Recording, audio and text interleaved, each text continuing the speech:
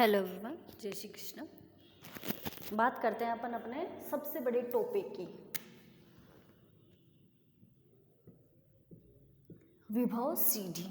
ठीक है, next topic अपना क्या है? विभव सीढ़ी। आ जाओ जी। विभव सीढ़ी ऐसी कुछ बनती है सीढ़ी,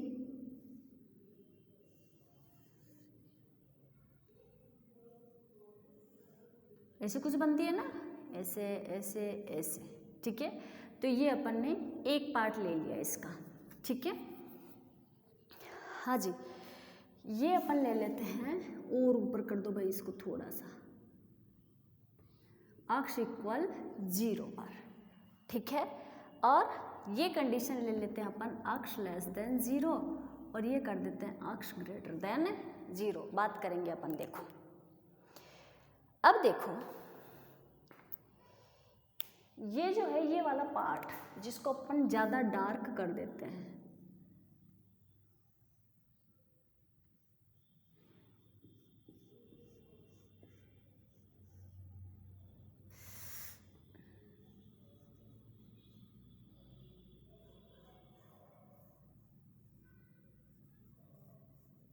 ये वाला जो पार्ट है ये अपना क्या है? एक सीढ़ी है। ठीक है,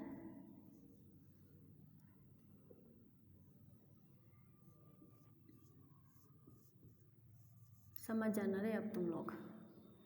ठीक है भाई, अब क्या करेंगे? इस सीढ़ी की ऊंचाई जो है वो तो फिक्स है। ठीक है, ये अपन ने एक सीढ़ी ली, इस सीढ़ी की जो ऊंचाई है वो तो फिक्स है। ठीक है, और इस ऊंचाई को आप लोग जानते हो, अपन इस ऊंचाई जो होती है उसको अपन किसके रूप में लिख सकते हैं? स्थितिज ऊर्जा के रूप में लिख सकते हैं, जिसको अपन ने यहाँ पे क्या बोल दिया? V0। ओके, अब एक बात ध्यान से सुनो, इस सीढ़ी की ऊंचाई तो फिक्स है पर चौड़ाई क्या है? अनंत है। अब एक जो है इसको पार करना चाहता है, मानो कि यहाँ से कोई ई पार्टिकल आता है, कोई एक कण आता है बहुत तेज गति से, यहाँ से कोई एक कण आता है, उस कण को अपन ने नाम दे दिया ई। ठीक है,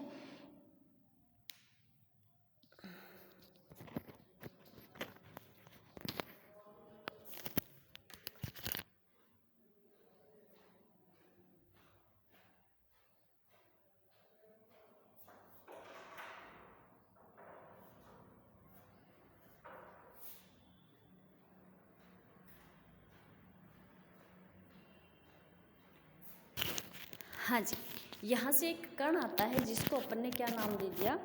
ई। ठीक है, अब ये कण या तो यहाँ से क्या हो जाएगा? इस वाली विभव सीढ़ी से ऊंचाई से टकराकर वापस चला जाएगा, या फिर ये कण यहाँ से सुरंग बनाकर सीधा निकल जाएगा। ठीक है, पर ये जो कण यहाँ से स्टार्ट हो रहा है तो इसकी वैल्यू क्या हो जाएगी? यहाँ पे दो कंडीशन बनेगी। देखो कौन किसकी? इस वाले पार्टिकल की दो कंडीशन क्या क्या बनेगी? देखो, या तो कण की ऊर्जा जो है, ये जो कण है बहुत तेज गति से आ रहा है, यहाँ पे इस कण की दो कंडीशन बनेगी। कौन कौन सी? या तो ये कण जो है इसकी ऊर्जा इस V0 से क्या हो जाएगी? कम हो जाएगी। ठीक है, या फिर इस कण की ऊर्जा इस V0 से ज़्यादा हो जाएगी। अब यहाँ पर आके अपना क्या हो जाता है? काम अटक जाता है। ठीक है, तो उसके लिए अपन क्या करते हैं? यहाँ पे दो लाइन खींचते हैं। देखो, एक तो अपन ने यहाँ पे बना ली और एक लाइन अपन ने क्या कर दिया भाई? थोड़ा सा ऊपर और ले लो इसको, एक लाइन अपन ने क्या कर दिया? यहाँ पर बना ली। ठीक है, अब ये वाली जो लाइन है ये किसको रिप्रेजेंट कर रही है? E लेस देन V0, इस कण की कम ऊर्जा को, इस कण की V0 से जो कम ऊर्जा है उसको रिप्रेजेंट कर रहा है। और ये वाली लाइन किसको रिप्रेजेंट कर रही है? E greater than V0।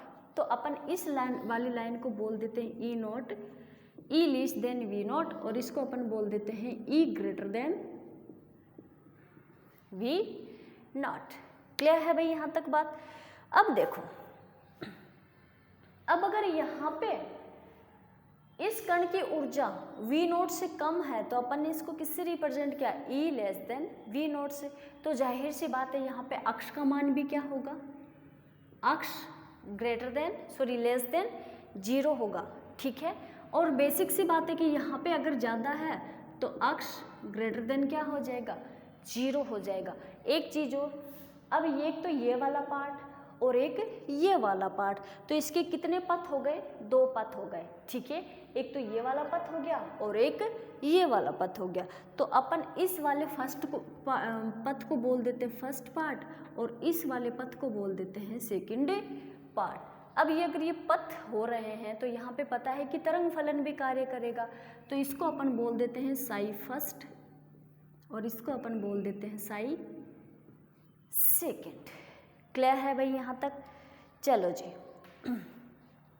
अब देखो क्या करेंगे अपन यहाँ पे।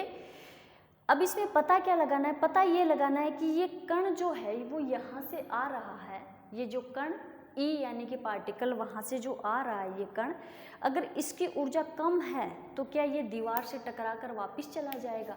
अगर इस कण की ऊर्जा अगर कम है तो क्या ये इस दीवार से टकराकर वापस चला जाएगा, और अगर ज़्यादा है तो क्या ये सुरंग बनाकर निकल जाएगा वहाँ से। देखो इसी की बात अपने को यहाँ पर करनी है, तो सुनना इसकी थ्योरी।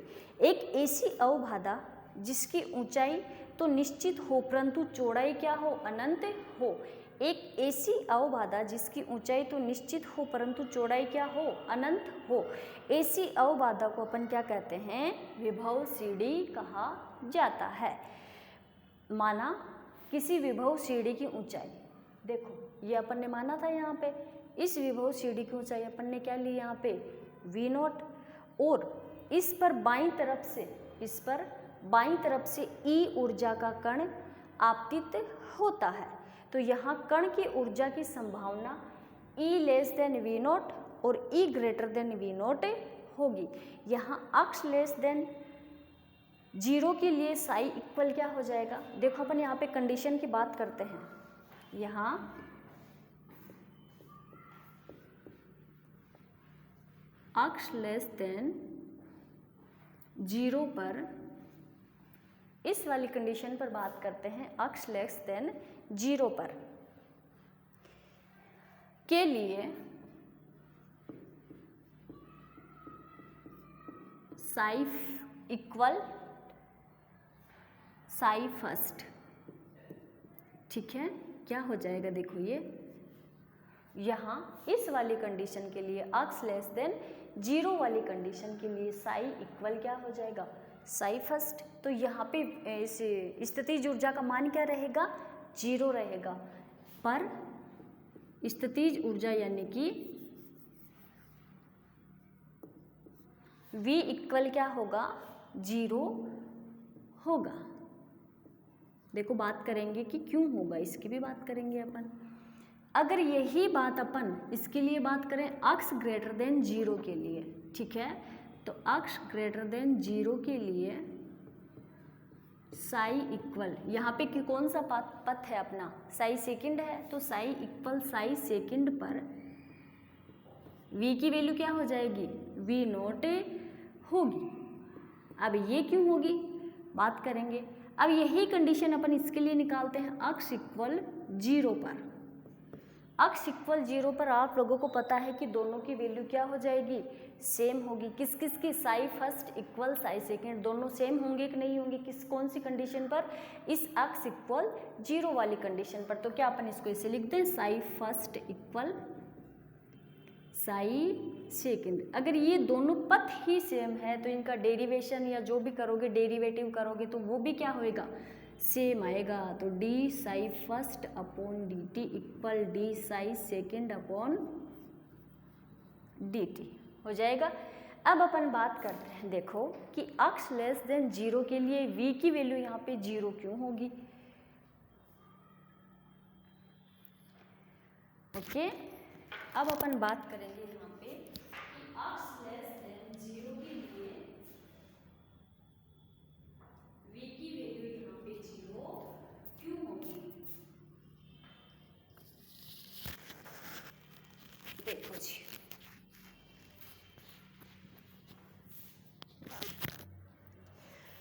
आपको पता है यहाँ से कोई कण आ रहा है गति करते हुए, ठीक है। तो एक चीज देखना, ये स्थितिज ऊर्जा अपनी कब आई, ये सीढ़ी विभव सीढ़ी की तो बात कर रहे हैं अपन, ये विभव सीढ़ी स्टार्ट कहाँ से हुई है, अक्स इक्वल 0 से ही तो हुई है। तो अक्स इक्वल 0 से पहले की जो वैल्यू होगी, जैसे कि अक्स लेस देन 0 है, तो ये कण जो गति करते हुए यहाँ पे आएगा अपनी ऊर्जा लेकर, तो उसकी ऊर्जा या फिर कण की ऊर्जा यहाँ स्थितिज ऊर्जा या v इक्वल क्या हो जाएगा यहाँ पे 0। क्यों? क्योंकि ये विभव सीढ़ी स्टार्ट ही कहाँ से हो रही है, अक्स इक्वल 0 से। तो अक्स इक्वल 0 से पहले तो कोई विभव सीढ़ी ही नहीं है, कोई विभव सीढ़ी ही नहीं है। अगर कोई विभव सीढ़ी नहीं है तो उसकी स्थितिज ऊर्जा कहाँ से लेके आओगे, ठीक है। इसलिए अपन ने यहाँ पे क्या कर दिया, इस अक्स लेस देन 0 के लिए साई इक्वल साई फर्स्ट पर v इक्वल 0 कर दिया, ठीक है भाई। क्लियर है यहाँ तक बात? देखो अब अपन बात करते हैं इससे आगे की, ठीक है। और एक चीज और, अक्स ग्रेटर देन 0 के लिए, अब अक्स ग्रेटर देन 0 तो यहाँ पर आ गया, ठीक है। तो अक्स इक्वल 0 से बाद आया अक्स ग्रेटर देन 0, तो विभव सीढ़ी स्टार्ट कहाँ से हुई, अक्स इक्वल 0 से। इसलिए अपन ने यहाँ पे अक्स ग्रेटर देन 0 के लिए v की स्थितिज ऊर्जा का मान कितना रख दिया, v0। क्लियर है यहाँ तक? ठीक है जी। अब सुनो आगे, विभव सीढ़ी के लिए विभव अवबाधा भी कहा जाता है, ठीक है। इसके लिए अपन दो कंडीशन के लिए डेरिवेशन करेंगे। किस किस कंडीशन के लिए? एक तो E लेस देन V0 के लिए और एक E ग्रेटर देन V0 के लिए, ठीक है। यहाँ पे अपन डेरिवेशन किस किस के लिए करेंगे? एक तो करेंगे E लेस देन V0 के लिए और एक करेंगे अपन E ग्रेटर देन V0 के लिए। तो देखो वही टाइम इंडिपेंडेंट श्रोडिंगर इक्वेशन से, वही टाइम इंडिपेंडेंट श्रोडिंगर इक्वेशन से, ठीक है। ये याद रखना भाई कंडीशन।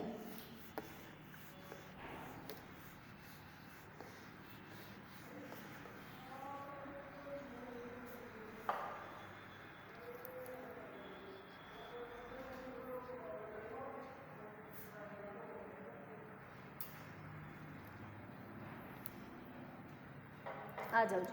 सबसे पहले अपन बात कर लेते हैं इसके लिए E लेस देन V0 के लिए। पता है आपको, जब कोई कण विभव सीढ़ी के अंदर आपतित होता है तो उसके अंदर दो कंडीशन बनती है। कौन कौन सी? एक तो E लेस देन V0 और एक बनती है E ग्रेटर देन V0। तो सबसे पहले अपन बात करते हैं इस E लेस देन V0 के लिए, ठीक है। इसके लिए कंडीशन क्या थी? लेस देन की बात हो रही है, किसकी? लेस देन की। तो कंडीशन क्या थी भाई? अक्स लेस देन 0 पर साई इक्वल साई फर्स्ट व v इक्वल क्या हो जाएगा? 0 है, ठीक है। तो वही time independent Schrodinger equation, time independent Schrodinger equation. जानते हो आप क्या होती है time independent Schrodinger equation? Minus h square upon 2m plus del square psi plus v psi equal e psi, यही होती है, ठीक है। पर कंडीशन देखो यहाँ पे क्या बोल रही है कि v इक्वल 0 है, तो v इक्वल क्या कर दो भाई? 0 कर दो। और एक चीज़ और, यहाँ जो कण है वो क्या है? अक्स दिशा में गति कर रहा है, ठीक है। यहाँ जो कण आप लोगों को पता है E जो है वो यहाँ से ही तो आ रहा था, यूं गति करते हुए ही तो आ रहा था। वो कौन से दिशा में गति कर रहा था? अक्स दिशा में गति कर रहा था। तो क्या लिख दोगे इसको? यहाँ कण अक्स दिशा में गति कर रहा था, तो h square upon 2m del square psi equal E psi, v का मान 0 हो गया। तो अपने पास क्या बचा देखो अब? डी स्क्वायर साई फर्स्ट, ठीक है। हाँ जी, ये वाली इक्वेशन बची।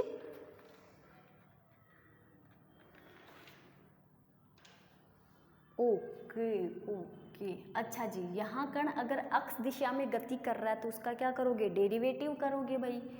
तो क्या आ जाएगा? Minus h square upon 2i। Del square को कैसे लिख दो? डी स्क्वायर, यहाँ पे फर्स्ट है, साई फर्स्ट की बात हो रही है, देखो साई इक्वल, तो D square psi first upon D T square, sorry T की जगह क्या आएगा, अक्ष, क्यों, क्योंकि अक्ष दिशा में गति कर रहा है, तो इक्वल क्या हो जाएगा, ई साई फर्स्ट। ओके, अब क्या आएगा अपने पास, d square psi first equal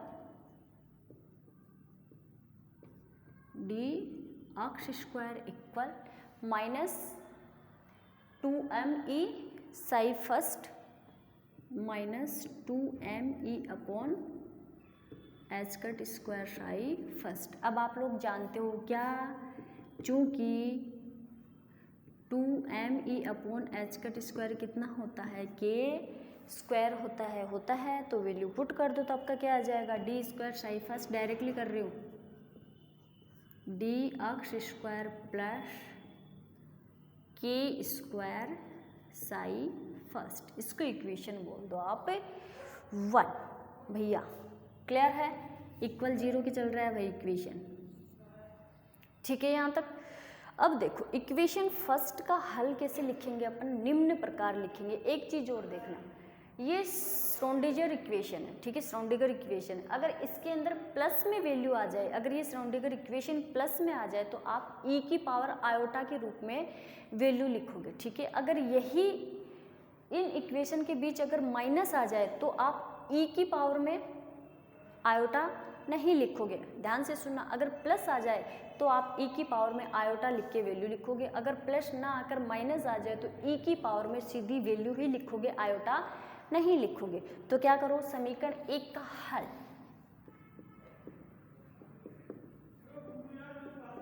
एक का हल निम्न प्रकार प्रदर्शित करते हैं।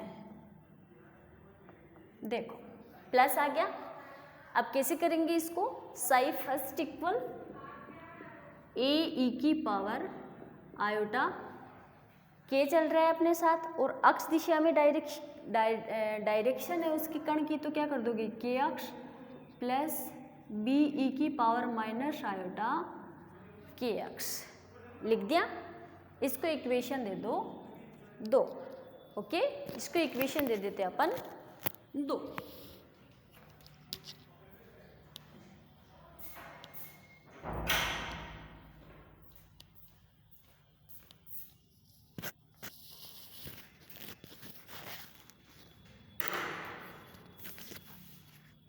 ठीक है जी, अगर ये क्वेश्चन समझ में नहीं आए तो आप लोग फिर से पूछ लेना, ठीक है। बीच में कभी लाइट चली गई, कभी कुछ हो गया, कभी कुछ हो गया, ओके। समझ में आए तो बहुत अच्छी बात है, जहाँ तक हो रिवाइज मत करवाना, ऐसा कुछ भी नहीं है, उसके अंदर मैंने समझा दिया था। और ये वाली नॉर्मल सी डेरिवेशन है इसका, तो आप लोग जहाँ तक हो कर लेना, और नहीं होए तो आप लोग पूछ सकते हो, कोई दिक्कत नहीं है, ओके। लाइट चली गई थी बीच में इसीलिए कुछ हो गया, ओके। ये बात कर रहे हैं अपन समीकरण 1 का हल निम्न प्रकार लिख रहे हैं। देखो मैंने एक चीज़ आपको बताई थी पहले भी कि अपन ए ई की और बी ई की पावर में क्यों लिखते हैं, ठीक है। अब एक कंडीशन और अपन ने यहाँ पे बताया है कि अगर श्रोडिंगर की इक्वेशन प्लस में आ जाए तो आप इसका हल जो लिखते हो वो ए ई की पावर आयोटा के रूप में लिख सकते हो, ठीक है। अगर यहाँ पे माइनस आ जाए तो आप आयोटा के रूप में नहीं लिखोगे, ई की पावर में तो लिखोगे पर आयोटा नहीं लिखोगे। क्लियर है यहाँ तक। अब देखो बात करते हैं अपन इससे आगे, ठीक है। यहाँ ए ई की पावर आयोटा के एक्स और बी ई की पावर माइनस आयोटा के एक्स, आपतित तरंग को देखो, यहाँ ए ई की पावर आयोटा के एक्स, ए ई की पावर आयोटा की अक्ष इक्वल ई की power minus iota E T upon h cut, ठीक है। आपतित तरंग को ये क्या करती है, आपतित तरंग, ठीक है। और बी ई की पावर माइनस आयोटा की अक्ष ई की power minus iota E T upon h cut, इसको आप क्या कहोगे, परावर्तित तरंग फलन, परावर्तित तरंग फलन को व्यक्त करता है। इसके अंदर 2 कंडीशन बनती है। देखो इस ए ई की पावर आयोटा के एक्स को अपन ने किसके इक्वल में लिख दिया, ई की power minus iota E T upon h cut, इसको आप क्या कहोगे, या फिर एक चीज़ मान के चलो, ये जो ए ई की पावर आयोटा की अक्ष है, या फिर ए वाला जो पार्ट है वो किसको, आपतित तरंग फलन को व्यक्त करता है, और जो बी वाला पार्ट है वो किसको रिप्रेजेंट करेगा, परावर्तित तरंग फलन को रिप्रेजेंट करेगा। ठीक है, ये कंडीशन अपन ने किसके ऊपर लगाई थी, अक्ष लेस देन 0 पर, साई इक्वल साई फर्स्ट पर, v इक्वल क्या था, 0 था। अब सेम टू सेम कंडीशन अपन किसके लिए यूज करेंगे, अक्ष ग्रेटर देन 0 पर, साई इक्वल साई फर्स्ट है, v इक्वल क्या हो जाएगा, v नॉट है। ठीक है, वही टाइम इंडिपेंडेंट की श्रोडिंगर इक्वेशन है, यहाँ पे क्या हो जाएगा, v नॉट साई फर्स्ट और साई फर्स्ट। ठीक है, हाँ जी। अब ये क्या हो जाएगा, यहाँ से देखो अपन बात करते हैं अब इसकी।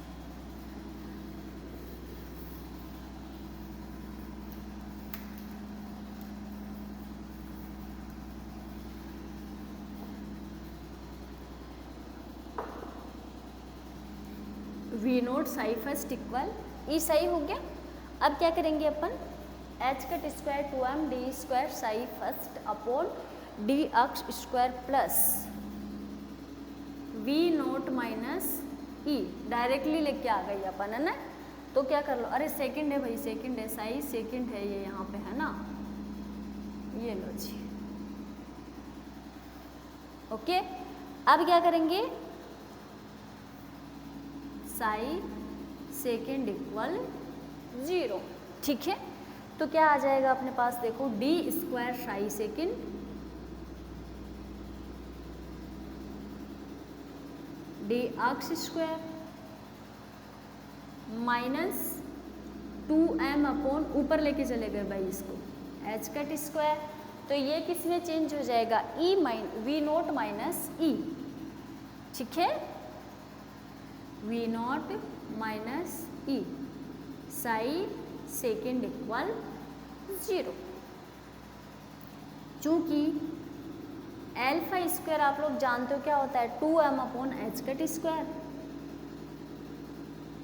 वी नॉट माइनस ए, तो ये एल्फा स्क्वायर पुट कर दो इसके अंदर, क्या आ जाएगा वैल्यू आप लोगों के पास, d square psi second upon d x square minus alpha square psi second equal 0। इसको इक्वेशन नंबर बोल दो 3। अब देखो मैंने क्या बोला था वहाँ पे कि प्लस में आ जाए तब e की पावर आयोटा लोगे। अब ये यहाँ पे आ गया ना माइनस, देखो इसको लिखते हैं, कैसे लिखेंगे, समीकरण 3 का हल निम्न प्रकार व्यक्त करते हैं, साई सेकेंड इक्वल क्या आ जाएगा,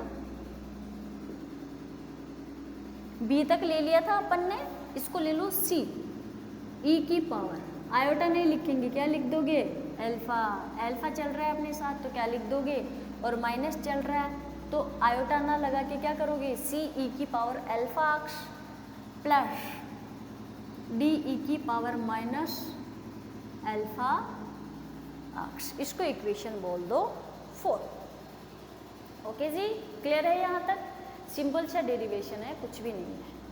अब क्या करोगे, समीकरण 4 में अक्ष इक्वल इन्फिनिटी रख दिया जाए, क्या करेंगे अपन, समीकरण 4 में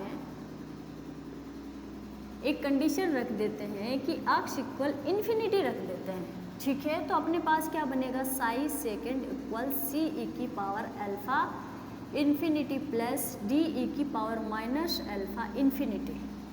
ठीक है, एक कंडीशन बनती है आप लोगों के पास, देखो e की पावर माइनस इन्फिनिटी इक्वल तो क्या होता है, 0 होता है, और e की पावर इन्फिनिटी इक्वल क्या होता है, इन्फिनिटी होता है। ठीक है, अब क्या होता है कि साई सेकेंड इक्वल सी ई की पावर इन्फिनिटी और डी ई की पावर इन्फिनिटी होगा, तो प्रथम पद के कारण साई सेकेंड इक्वल क्या हो जाएगा, इन्फिनिटी हो जाएगा। किसके कारण, प्रथम पद के कारण। क्वांटम में क्या होता है कि आप ऊर्जा को बढ़ा लो, कितना भी बढ़ा लो, अनंत तक बढ़ा लो, ठीक है, जितनी अनंत तक बढ़ा सकते हो उसको बढ़ा लो, पर अनंत का मान अनंत नहीं आना चाहिए। क्या, अनंत का मान अनंत नहीं आना चाहिए। किसके अकॉर्डिंग, मैक्स बॉर्न के अकॉर्डिंग, पढ़ लेना पीछे।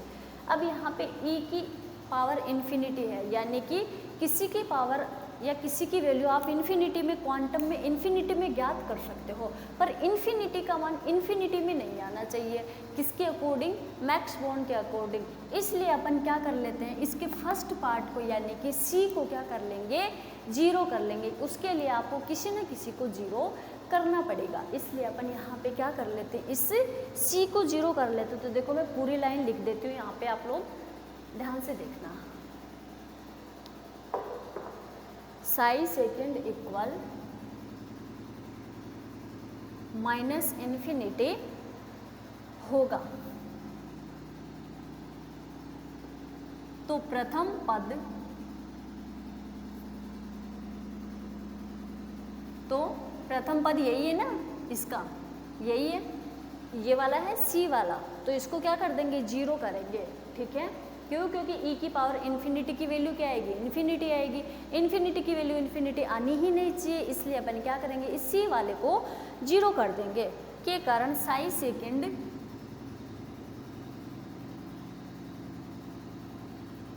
सेकेंड इक्वल इन्फिनिटी होगा, परंतु यह संभव नहीं है। क्या है भाई? परंतु यह संभव नहीं है। तो प्रथम पद का गुणांक, तो प्रथम पद का गुणांक c इक्वल 0 लेना होगा। क्या होगा? c इक्वल 0 लेना होगा। तो अपने पास साई सेकेंड इक्वल क्या आ जाएगा, d e की पावर माइनस एल्फा अक्ष, इसको इक्वेशन नंबर बोल दो 5। क्लियर है भाई यहाँ तक सबको? हाँ जी, इसके बाद अपन बात कर लेते हैं अब यहाँ साई फर्स्ट व साई सेकेंड। साई फर्स्ट की वैल्यू भी निकाल ली अपन ने और साई सेकेंड की वैल्यू भी निकाल ली। तो अब अपन इन दोनों को क्या कर लेते हैं, प्रायिकता धारा घनत्व ज्ञात कर लेते हैं। किस किस का? साई फर्स्ट और साई सेकेंड का। ये देखो अपन बात किसके लिए कर रहे हैं, only E less than V naught के लिए। देखना इसकी कैलकुलेशन कितनी बड़ी आएगी। ओके, जहाँ साई फर्स्ट व साई सेकेंड का प्रायिकता धारा घनत्व ज्ञात करते हैं। अक्ष less than V naught, sorry अक्ष लेस देन 0 पर साई फर्स्ट इक्वल, देखो अक्ष लेस देन 0 पर साई फर्स्ट इक्वल अपन ने क्या निकाला था, ए ई की पावर आयोटा की अक्ष प्लस बी ई की पावर माइनस आयोटा की अक्ष, यही निकाला था। अब इसका क्या कर लेते हैं अपन, प्रायिकता धारा घनत्व ज्ञात करते हैं। तो कैसे ज्ञात करोगे? अरे भाई किस किस के लिए निकालने हैं, साई फर्स्ट और साई सेकेंड के लिए निकाल रहे हैं। ठीक है, तो फिलहाल अपन किसके लिए निकाल रहे हैं, साई फर्स्ट के लिए निकाल रहे। तो अपने पास क्या क्या है, एक तो ए है और एक बी है। इनका क्या कर देंगे, मोड कर देंगे। आप लोग जानते हो प्रायिकता धारा घनत्व J equal V A mode का स्क्वायर माइनस बी मोड का स्क्वायर। ठीक है, अरे इसका निकालोगे तो क्या आएगा, यही तो आएगा, ए स्क्वायर माइनस बी मोड का स्क्वायर।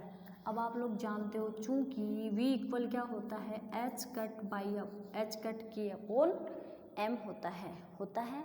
ठीक है, इसको इक्वेशन बोल दो 6। अब यही कंडीशन अपन किसके लिए निकाल लेते हैं, अक्ष ग्रेटर देन 0 के लिए। साई सेकेंड इक्वल अक्ष ग्रेटर देन 0 पर साई सेकेंड इक्वल क्या आया था, डी ई की पावर माइनस एल्फा अक्ष आया था ना। तो इसके लिए प्रायिकता धारा घनत्व ज्ञात करते हैं। क्या आ जाएगा, पर एक चीज़ देखना, यहाँ पे ये दोनों क्या है, वास्तविक पद नहीं है। क्या है, देखो ए ई की पावर आयोटा के रूप में आ गया, इसलिए अपन ने यहाँ पे क्या किया, इसका मोड लिया। क्यों? क्योंकि ये वास्तविक पद नहीं है। पर इक्वेशन 5 के अंदर देखना, ए ई की पावर में आयोटा नहीं है, तो ये क्या है, वास्तविक पद है। और वास्तविक पद के लिए प्रायिकता धारा घनत्व कितनी होती है? 0 होती है। तो यहाँ पर साई सेकंड क्या है? वास्तविक है। अगर वास्तविक है तो J इक्वल कितना हो जाएगा? 0। ओके, ये अभी तक अपन ने क्या क्या किया देखो, यहाँ पर डायग्राम बनाया, 4 कंडीशन रखी। सबसे पहले अपन कौन सी कंडीशन के लिए बात कर रहे हैं? उस कण की E लेस देन V0 के लिए बात कर रहे हैं। तो सबसे पहले अपन ने कौन सी कंडीशन यूज की? E लेस देन 0 के लिए। Sai equal psi first, V equal क्या होता है? 0। टाइम इंडिपेंडेंट श्रोडिंगर इक्वेशन से साई फर्स्ट की वैल्यू निकाली अपन ने, अपने पास ये आई। ठीक है, ऐसे ही अपन x ग्रेटर देन 0 के लिए बात कर लेते हैं। x ग्रेटर देन 0 कौन से पद के अंदर आती है? सेकंड वाले के अंदर आती है। तो साई इक्वल क्या हो जाएगा? साई सेकंड। और v की वैल्यू क्या होगी? V0 होगी, जो अपन ने यूज करके क्या किया? ये वाली इक्वेशन 5 निकाल ली। अब अपन क्या करेंगे? साई फर्स्ट और साई सेकंड के क्या निकालेंगे? प्रायिकता धारा घनत्व निकालेंगे। ठीक है, अब साई फर्स्ट की इक्वेशन क्या आई थी अपने पास? ये वाली आई थी। इसका प्रायिकता धारा घनत्व निकाल रहे जो ऐसे निकलेगा। क्यों? क्योंकि यहाँ पे ये क्या है? काल्पनिक पद है, इसलिए दोनों का क्या हो जाएगा? मोड हो जाएगा। प्रायिकता धारा घनत्व का फॉर्मूला देख लेना पीछे क्या होता है, मुझसे मत पूछना बिल्कुल भी। ठीक है, तो J इक्वल V, और V की वैल्यू आप लोग जानते हो, पीछे कहीं पड़ी होगी, H/K/M होती है। ठीक है, अब ऐसे ही अपन इस x ग्रेटर देन 0 पर Sai second equal D E की पावर, यानी कि इक्वेशन 5 आया। साई फर्स्ट के लिए अपने पास इक्वेशन 6 आ गई, और साई सेकंड के लिए अपन इसके लिए प्रायिकता धारा घनत्व निकालेंगे। तो देखो यहाँ पे आयोटा नहीं है, यहाँ पे आयोटा नहीं है। आयोटा क्या होती है? काल्पनिक राशि होती है। और यहाँ पे अल्फा अक्स या फिर डी क्या हो जाएगा? या फिर साई सेकंड क्या है? एक वास्तविक राशि है। ठीक है, और वास्तविक राशि के लिए हमेशा प्रायिकता धारा घनत्व कितना होता है? जे की वैल्यू कितनी होती है? 0 होती है। ठीक है, जो अपन ने यहाँ पे लिख दिया। ठीक है, इससे नेक्स्ट बात करेंगे अपन अपनी नेक्स्ट क्लास में। Thank you.